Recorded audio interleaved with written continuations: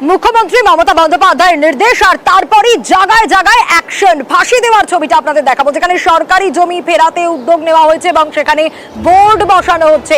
সরকারি জমি ফেরাতে উদ্যোগী প্রশাসন এবং সেখানে রীতিমতো বোর্ড বসিয়ে দেওয়া হচ্ছে, চিহ্নিতকরণ করা হয়েছে আগে আর তারপরেই হচ্ছে বোর্ড বসানোর কাজ।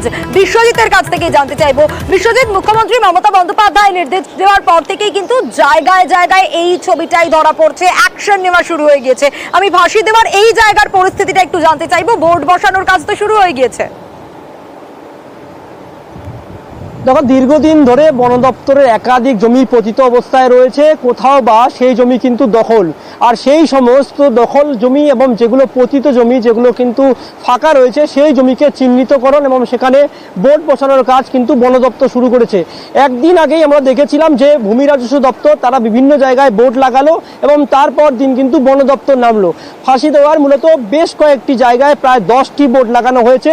শুধু ফাঁসি দেওয়া নয়, নকশালবাড়ি নন্দলাল, এখানে নন্দলাল জোদ, সেখানেও কিন্তু বেশ কিছু এলাকা রয়েছে যেটি বন দপ্তরের জমি বলে চিহ্নিত এবং সেই সব ফাঁকা ল্যান্ডে কিন্তু এখন পর্যন্ত প্রায় বোর্ড লাগানো হচ্ছে। এবং বন দপ্তর সূত্রে যেটা জানা গিয়েছে, প্রায় বেশ কিছু এলাকা রয়েছে যেখানে কিন্তু এখনো প্রায় ল্যান্ড অকুপাইড করে রয়েছে। সেই সব অকুপেশন জায়গাগুলোকে সরকারের নির্দেশে সরিয়ে দিয়ে সেখানে কিন্তু বন দপ্তর সেখানে সরকারি বোর্ড বসাবে এবং যে সমস্ত পতিত ফাঁকা জায়গাগুলো রয়েছে সেগুলোকে চিহ্নিতকরণের কাজ প্রায় শেষের দিকে এবং বোর্ড বসানো হচ্ছে। প্রায় আজ অবধি প্রায় 10টি বোর্ড বসানো হয়েছে এবং বাকি যে সমস্ত জায়গাগুলো রয়েছে সেখানেও কিন্তু বোর্ড বসানোর কাজ হবে। এবং যে সমস্ত জায়গাগুলো দখল রয়েছে সেগুলোতে কি সিদ্ধান্ত নেবে বন দপ্তর, তা কিন্তু উচ্চ আধিকারিক থেকে নির্দেশ আসার পরেই বন দপ্তর কিন্তু কাজ করবে বলে এরকমই বাগডোগরা যিনি বন দপ্তরের রেঞ্জার তিনি কিন্তু জানিয়েছেন। বেশ, বিশ্বজিৎ, চলতে থাকবে যতদিন পর্যন্ত নির্দেশ আছে। সেই জায়গা থেকে চিহ্নিত করে বোর্ড লাগাই দেওয়া হবে। তারপরে যারা এনফোর্সমেন্টে আছে ওদেরকে নোটিশও আমরা দিব। তারপরে যেটা ডিপার্টমেন্টের নির্দেশ থাকবে সে অনুযায়ী কাজ হবে। বেসিক্যালি আমরা ফরেস্টের টিম ছিলাম, আমার পুলিশের টিম ছিল, মানে আর্ম পুলিশ টিম যেটা ফরেস্টের সাথে আছে, সে জায়গার মধ্যে কোনো অসুবিধা হয়নি। ওখানকার গ্রামের লোকও মানে আমাদেরকে সাহায্য করেছেন, কোনো অসুবিধা হয়নি। তো বাকি জায়গার মধ্যেও আশা করি কোনো অসুবিধা হবে না। আর এবার নজর রাখবো রামপুরহাটের দিকে, কারণ সেখানে সকাল থেকে উচ্ছেদের ছবি আর সেই উচ্ছেদকে ঘিরে রীতিমতো বিক্ষোভের পরিস্থিতি তৈরি হয়। আগে ছবিটা দেখুন, ঠিক কি অবস্থা সেখানে তৈরি হয়েছিল। রীতিমতো আর্থ মুভার ফিরিয়ে নিয়ে যেতে হয়েছে, এমন অবস্থা তৈরি হয়।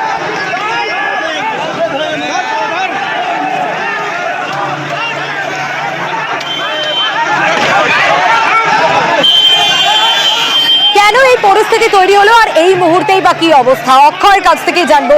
অক্ষয়, এখন কি পরিস্থিতি, কারণ এরকম অবস্থা তৈরি হলো যে আর্থ মুভার ফিরিয়ে নিয়ে যেতে হলো?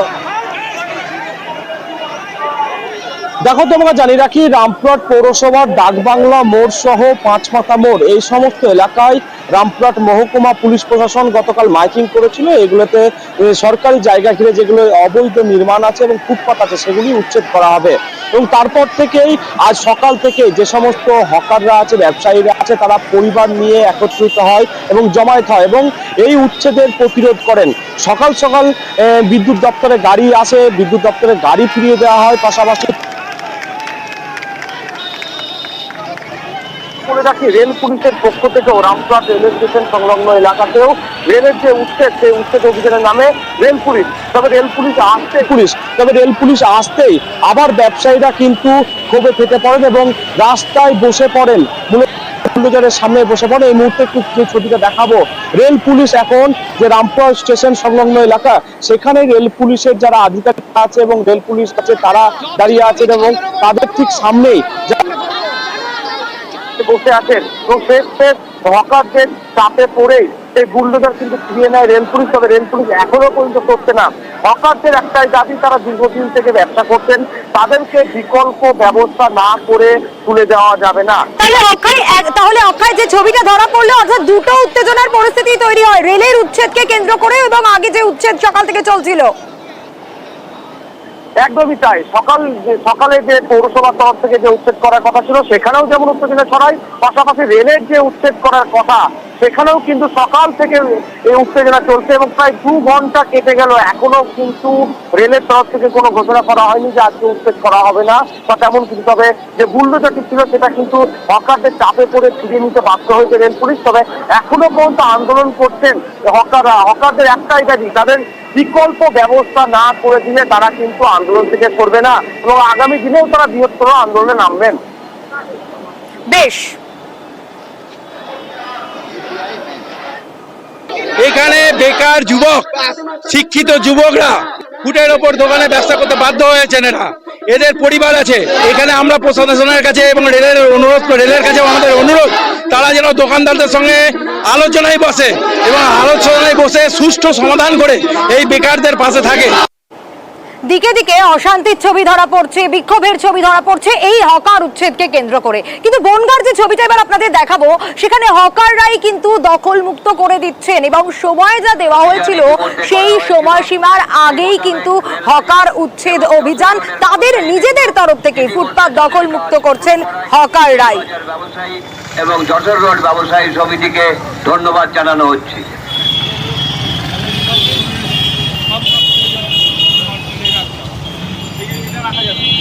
জবরদখল মুক্ত করবার জন্য যে প্রচার অভিযান ইতিমধ্যে করা হয়েছিল, সেই মোতাবেক রেলবাজার এবং যশোর রোডের ব্যবসায়ীবৃন্দ ইতিমধ্যে তাদের কাজ শুরু করায় রেলবাজার ব্যবসায়ী এবং যশোর রোড ব্যবসায়ী সমিতিকে ধন্যবাদ জানানো হচ্ছে। এখন মানুষ যদি অনুরোধ করলে শোনে, তাহলে তো বুলডোজার চালানোর কোনো মানে হয় না। সময় দিয়েছে, আমরা যেটুকু কেটে নিতে বলেছে আমরা সেটুকু কেটে নিয়ে ফুটপাত খালি করে দেওয়া হবে। আমাদের কোনো আপত্তি নেই, আমরাও ব্যবসা করি, পৌরসভা তাদের কাজ করি। আমরা কৃতজ্ঞ বনগাঁ ব্যবসাদার সমিতির সঙ্গে যৌথ মিটিংয়ের ফল হিসেবে আজকে যে সমস্ত ব্যবসাদাররা নিজেরাই মমতা বন্দ্যোপাধ্যায় যেটা বলেন সেটা সঠিক এবং পৌরসভার মধ্যে কোনো অ্যাক্সিডেন্টজনিত ঘটনা না ঘটে এবং বনগাঁকে সুন্দর দেখায়, সেটাকে তারা অনুধাবন করতে পেরেছে আমাদের অনুরোধের পরে। আমরা সেই সমাধানের রাস্তা সব ঐক্যমত্য হয়েই কাজগুলো করছি। আর এবার নজর রাখবো কলকাতায় আইন সম্মেলন, আর সেখানেই দেশের প্রধান বিচারপতির সামনে মুখ্যমন্ত্রী মমতা বন্দ্যোপাধ্যায় বার্তা দেন যে কোনোভাবেই যেন আইনি ব্যবস্থায় রাজনীতির রং দেখা না হয়। বিচার ব্যবস্থায় কোনো রাজনীতির রং নয়, আইন প্রক্রিয়াকে পক্ষপাতের ঊর্ধ্বে রেখে মানুষের স্বার্থে কাজ করার ডাক Mamata Bandyopadhyay. Only my humble request will be to all of you. First, I want to apologize to mention this to all of you. It is not my intention to humiliate or manhandle to anyone, but my submission, my kind submission, that please see no political biasness in judiciary. Judiciary must be pure, absolutely pure, honest, secret, and let the people do the puja. Like Sanskrit, they say sometimes puja, sometimes for all the caste, all the creed, all the community, all the people.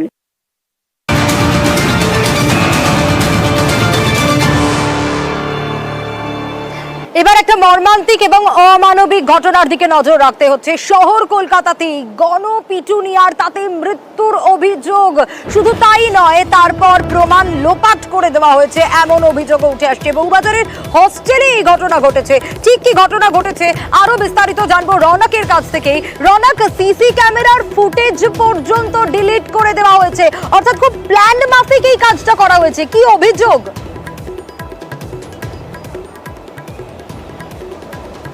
দেখো, গতকাল mobile চুরির সন্দেহে এক বছর 37-এর যুবক ইরশাদ আলমকে পিটিয়ে হত্যা করা হয় এবং সেই সন্দেহে ইতিমধ্যে 14 জনকে গ্রেফতার করেছে মুচিপাড়া থানার পুলিশ। এবং যখন গতকাল সকালে এই ঘটনা ঘটেছিল, ঠিক সেই সময়কার সিসিটিভির যে ফুটেজ, সেই ফুটেজ ডিলিট করা হয়েছে। এর থেকে বোঝা যায় যে যারা এই কাজ করেছে তাদের মধ্যে একটা ক্রিমিনাল অ্যাক্টিভিটি কিন্তু সামনে আসছে, কারণ তারা জানতো যে পুলিশ তাদেরকে গ্রেফতার করতে পারে, জিজ্ঞাসাবাদ করতে পারে এবং সেই জিজ্ঞাসাবাদের সুবিধাতে সিসিটিভি ক্যামেরার ফুটেজও পুলিশ পুলিশ চাইতে পারে। সেই কারণেই কিন্তু ঠিক এই 30 মিনিট যে সময় বাইরে এই ঝামেলাটি ঘটে, এই এরশাদ আলমকে যখন বাইরে থেকে তুলে নিয়ে আবাসনের ভেতরে গিয়ে মারা হয়, ঠিক সেই সময়কার সিসিটিভি ফুটেজ কিন্তু ডিলিট করা হয়েছে, অর্থাৎ প্রমাণ লোপাটের চেষ্টা করা হয়েছে। ইতিমধ্যে গোটা বিষয়টি, এই ইরশাদ আলম আসলে কে, মানে কিভাবে সন্দেহ করলেন এই আবাসিকরা যে সেই চুরি করতে পারে?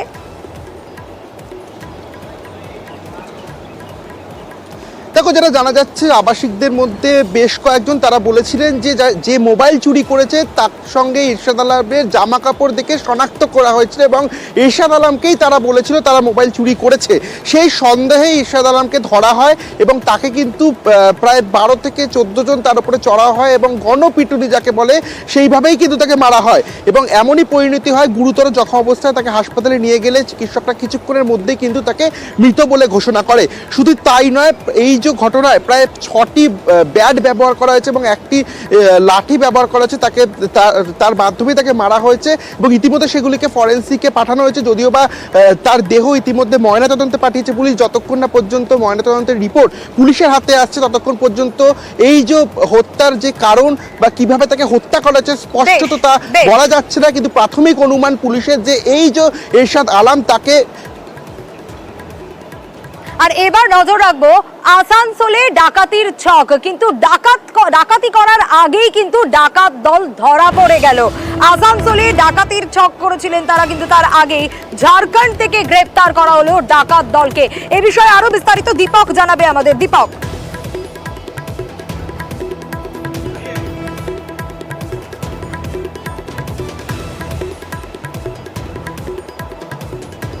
আবারও দীপকের কাছেই যাব। দীপক, আসানসোলে ডাকাতির ছক কষলেন, কিন্তু তার আগে কিভাবে ডাকাত দলকে গ্রেপ্তার করা হলো ঝাড়খণ্ড থেকে? দেখো, একেবারে ডাকাতির আগেই বড়সড় সাফল্য পুলিশের বলা যেতেই পারে।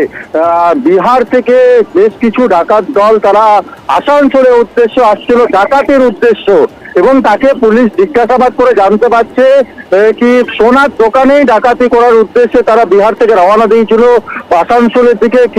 এই খবর যখন বিহার পুলিশের কাছে পায় ঝাড়খণ্ড পুলিশ, তখন ঝাড়খণ্ড পুলিশ আসানসোল দুর্গাপুর পুলিশের সঙ্গে প্রথমে যোগাযোগ করে এবং ঝাড়খণ্ড থেকে বাংলায় ঢোকার যে কটি পথ আছে সেই পথে নাকা চেকিং শুরু করে, নাকা তল্লাশি শুরু করে এবং সেই নাকা তল্লাশিতে ধরা পড়ে একটি 4 চাকা গাড়ি, যার মধ্যে থেকে বেশ কয়েকটি আগ্নেয়াস্ত্র উদ্ধার হয়েছে। 5 জন ডাকাত এই গাড়িতে ছিল, যার মধ্যে 3 জন কোনোভাবে পুলিশের চোখে ধুলো দিয়ে পালিয়ে গেছে ঘটনাস্থল থেকে এবং 2 ডাকাতকে ধরতে পেরেছে পুলিশ এবং ডাকাতকে জিজ্ঞাসাবাদ করে পুলিশ জানতে পেরেছে এরা সবকটি 5 জনই হচ্ছে বিহারের বাসিন্দা এবং আসানসোলের উদ্দেশ্যে তারা আসছিল এবং ডাকাতির উদ্দেশ্যে আসছিল।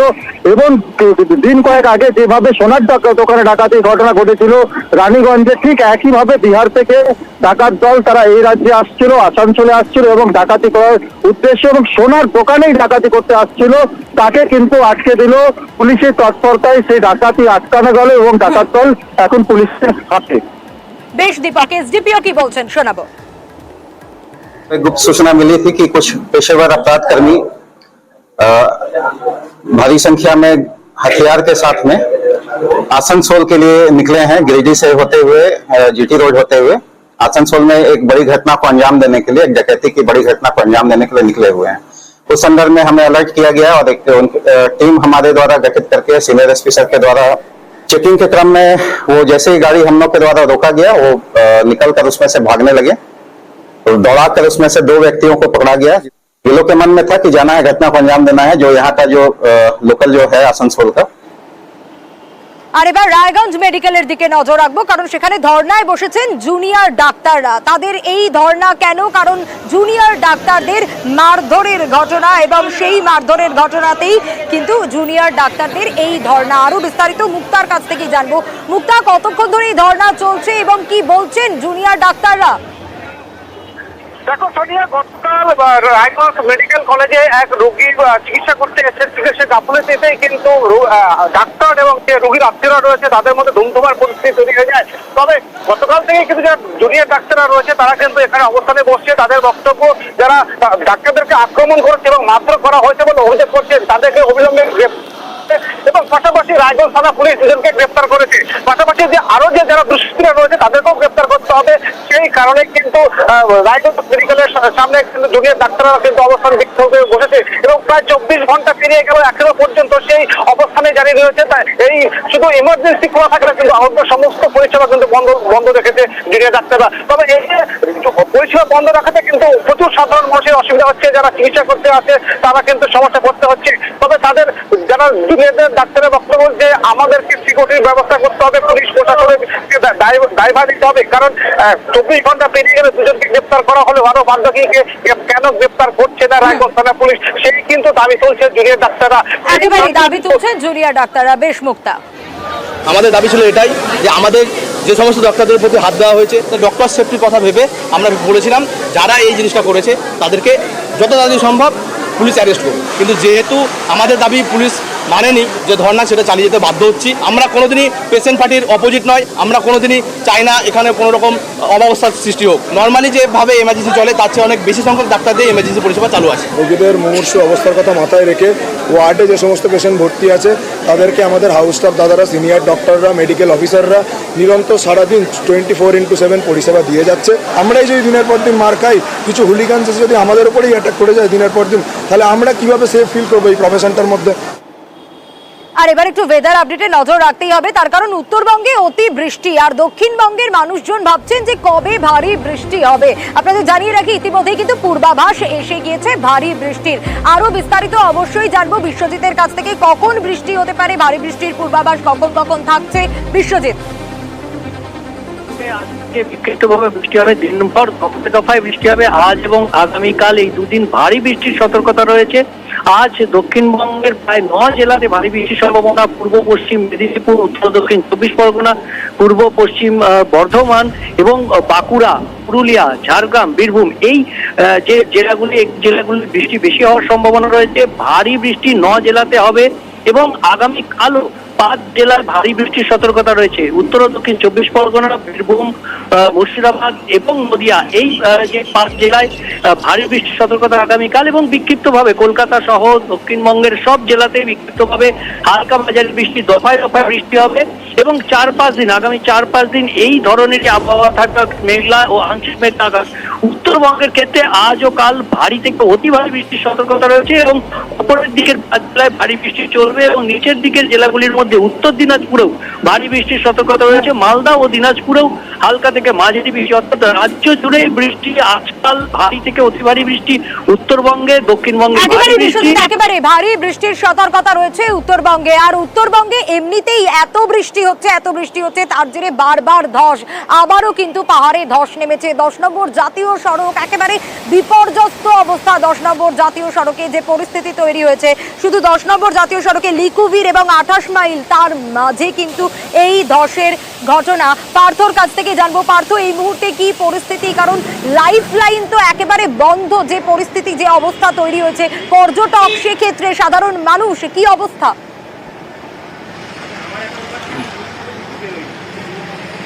একেবারে তাই, দেখো শুধু লিকুভিরই নয়, একেবারে সেবক থেকে সেবক করোনেশন সেতু লাগোয়া এলাকা থেকে শুরু করে একেবারে 28 মাইল পর্যন্ত দীর্ঘ পথে একাধিক জায়গায় কিন্তু ধস, কার্যত ধসে বিপর্যস্ত হয়ে পড়েছে বাংলা সিকিম লাইফলাইন 10 নম্বর জাতীয় সড়ক। আমরা একেবারে সাত সকালে কিন্তু ধস নামে লিকুভির এবং 28 মাইলের মাঝে, তার জেরে বন্ধ হয়ে যায় যান চলাচল জাতীয় সড়ক দিয়ে। তারপর সেবক থেকে লিকুভিরের মাঝে একাধিক জায়গায় ধস নামে।